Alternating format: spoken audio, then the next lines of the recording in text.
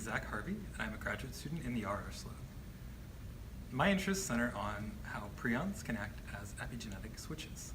So epigenetics broadly refers to how, despite having a single genome, organisms are composed of diverse cell types that arise during development. While the phenomena of epigenetics has been well documented for decades, we still understand very little about the molecular events that drive establishment of specific states and their maintenance across time and cell division.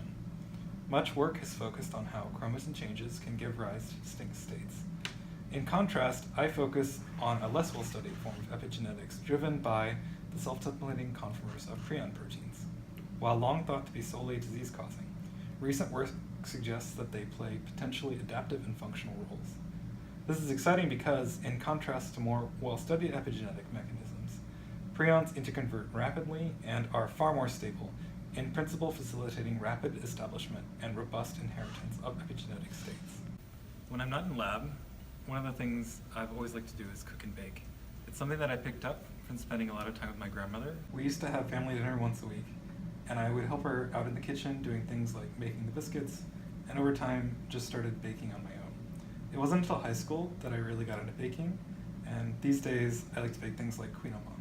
Now I bake several times a week, usually either after work for the day or on weekends I might take on a larger project, which I might bring into lab to share. After a long day in the lab, it's been a great way to relax at home. It's also a nice way to use many of the same skills that I use in lab every day to do something that is low impact and mostly guaranteed to go well.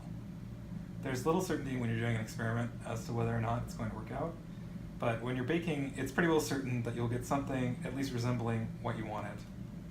I also really enjoy thinking through all of the different conditions to try to get the optimal recipe, especially when thinking about things like the structure of a cake or bread.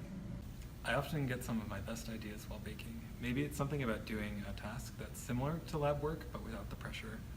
Although my kitchen often looks a lot like my bench, the low, relaxed atmosphere allows me to unwind and think differently.